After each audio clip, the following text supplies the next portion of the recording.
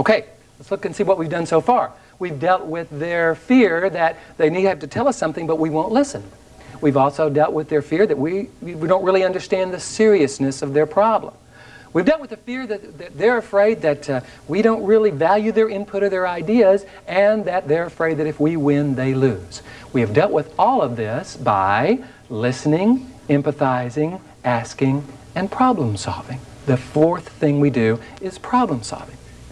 Now, for many of us, I think it's important to recognize that while this makes sense, it's probably not a real familiar model, right? We didn't grow... Well, let me ask you, when there was a conflict in your family, how many of you had parents that turned to you and the first thing they did was listen and then empathize with you? And this is not a knock against parents, right? I had great parents. They didn't do that either. It's just the important thing to recognize that most of us didn't grow up with this model. So I think it's fair to say that in order to practice this, and by the way, this will take practice, that we may need to take a LEAP, or leap of faith, in order to be willing to practice this. Now, here's what most of us do that doesn't work with difficult people. When people bring us a problem, most of us move into the problem-solving mode. And the problem with that is they're often not ready to hear that solution. So it becomes a PLEA, or a plea for their attention.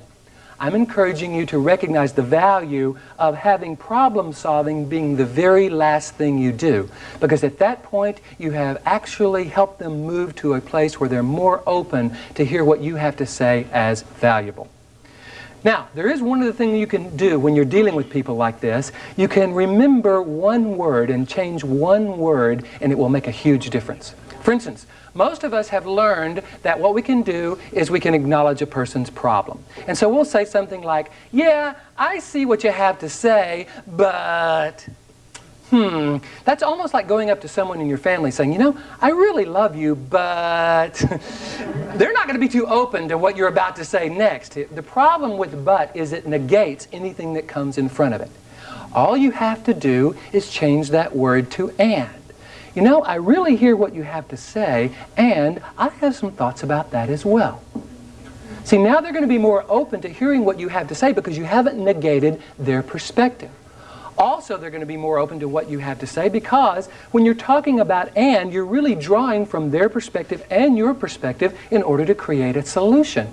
You're creating a both and solution versus an either or solution. And remember, they're going to be more motivated to go along with you in that particular situation.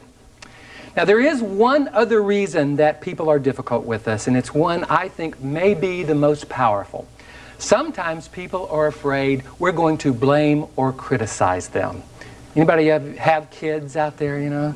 Yes, kids, oh goodness gracious. And when they think we're going to blame or criticize them, they shut down, right? Here's where, when you're dealing with a difficult person or kids, I would encourage you to adopt a brand new rule. I made this rule up. I call it the you stupid idiot rule. Now, the you stupid idiot rule says you never say anything in any way that you could put you stupid idiot on the end of. Like, no, we can't do it that way. You stupid idiot. Or haven't you read the manual? It's in the manual. You stupid idiot. See, it's my belief that when we say something in a way that you could put you stupid idiot on the end of, they will put it on there whether we say it or not. And they will react to us just as if we've called them a you stupid idiot, which means they will become more defensive. So here's where I encourage you to actually change the leap model into the leaps model by speaking in a way that doesn't put them on the defensive or remembering the you stupid idiot rule. And again, what that does is change the leap model into the leaps model and becomes more of a complete model. Let's look at what we've talked about so far. We've actually begun to understand the cycle of conflict, that it is created by us reacting to them reacting to us, and that if we try to solve the problem from within that cycle, i.e. if we try to change them first, they become more resistant. Remember the lesson of the fist. It speaks to as we try to change them first, they don't change, they become more the way we don't want them to be. What we've also talked about is how we can look at the beliefs that are underlying the cycle of conflict, how they believe about the world, what we believe about ourselves and them. In doing so, we can understand those beliefs. Remember that quote from Albert Einstein, "Problems are not solved at the same level of awareness that created them." And so we can raise our level of awareness of the beliefs that are actually behind and underneath the cycle of conflict, which means we can become more influential, more powerful in dealing with people in general. We've also talked about that there's probably some reasons that people are difficult with us, or at least they think there's reasons for them to be difficult with us. They have a need to tell us something, all of those. We've recognized that by listening to them, empathizing, and then asking, using the receptive position first, those being receptive skills, we can then begin moving into the problem-solving position in a little more effective way.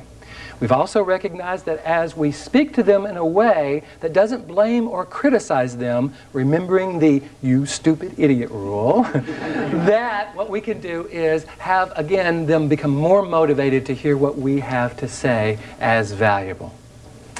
All right, now we're going to go for the gold here. We're going to find out how can we interact with people that stops conflict before it starts.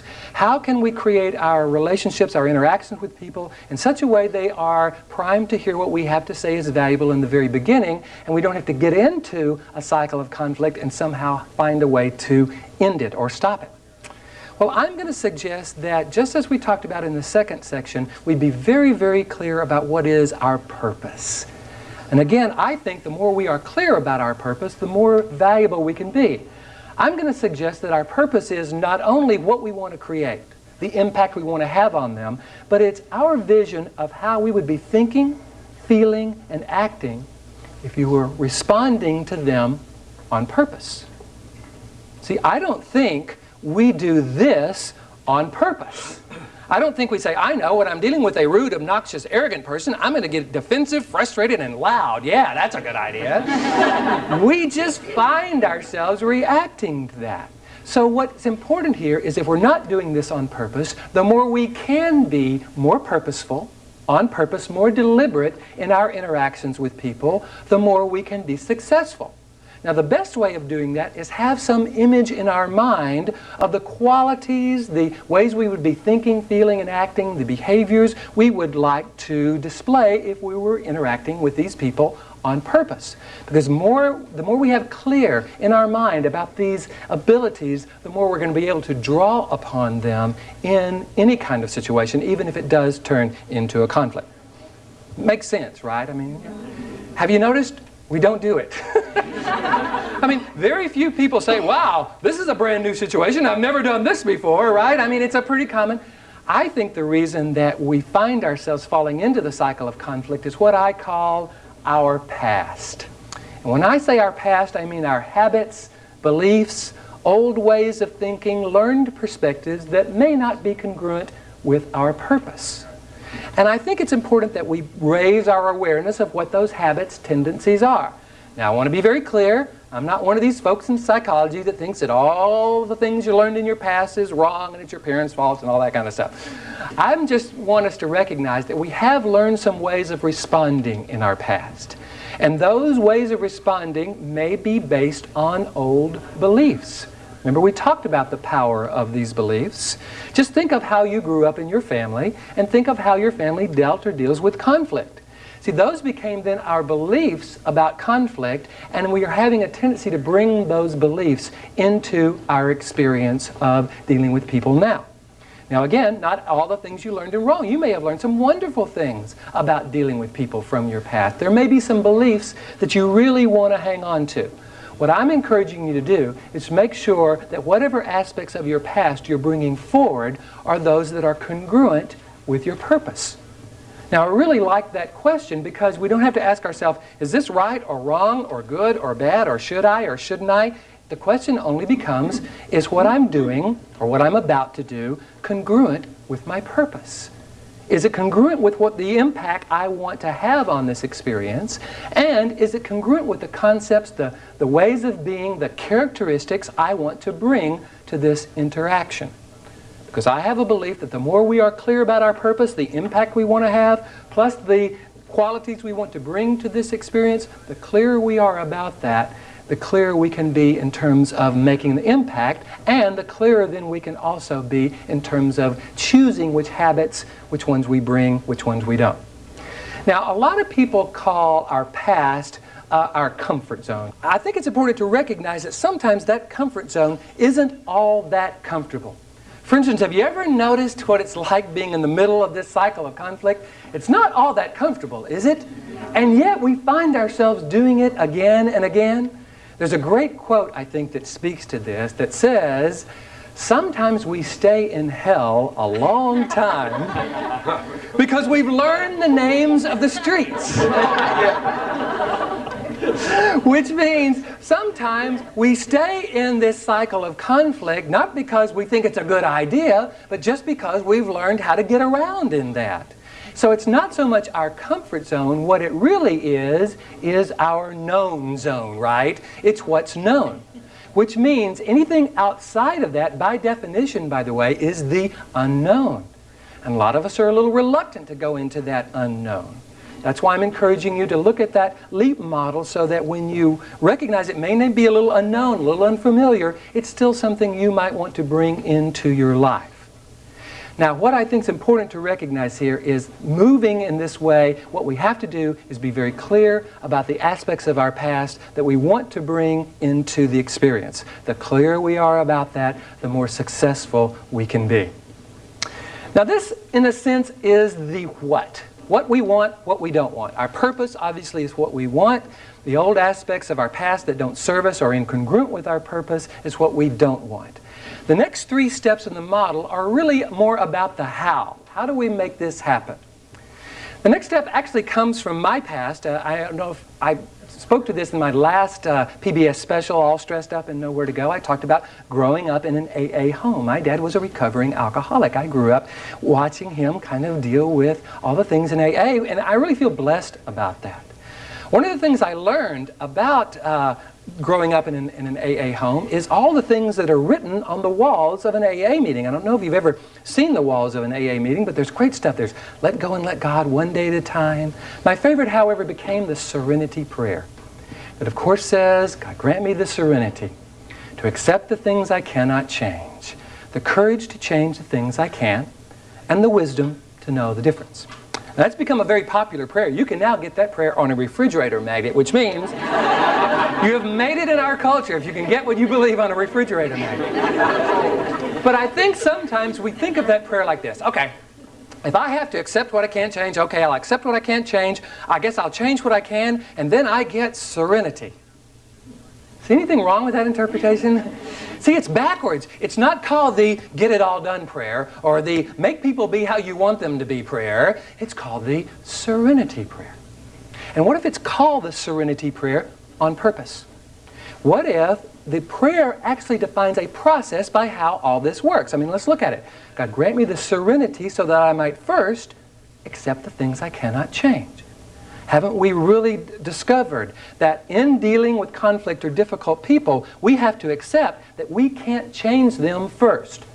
We have to have the courage to change the things we can, i.e. our response, which then gives us an opportunity to have some influence over the situation. But if we start by trying to change them, they become more resistant.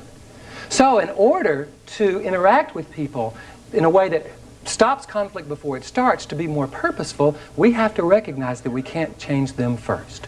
I call this third step in the model the wisdom of serenity. Stephen Covey talks about it a little bit in his book, 7 Habits of Highly Effective People. He talks about pushing the pause button. And I think that's so important to recognize, that in dealing with difficult people, whether we find ourselves in a conflict or not, if we can push that pause button and then choose our next response, bring in serenity, or at least a moment of serenity, so that we can get very clear, what is my purpose here? What do I want to create here? What is the impact I want to have on this experience? And if I were interacting with this person on purpose, what would it look like? Because the more we are clear about that, the better. And what past habits do I know of that if I'm not careful about, I'll have a tendency to fall into? I don't want to fall into those, so we raise our awareness about that. That's what the wisdom of serenity does. It also ties very nicely to the concept of the receptive position. Remember, when you're dealing with a difficult person, you start by taking a receptive position. Having the serenity to accept the things you can't change. You can't change the fact that they are angry right now. So you go with that and then you begin to work with them from that position. The wisdom of serenity.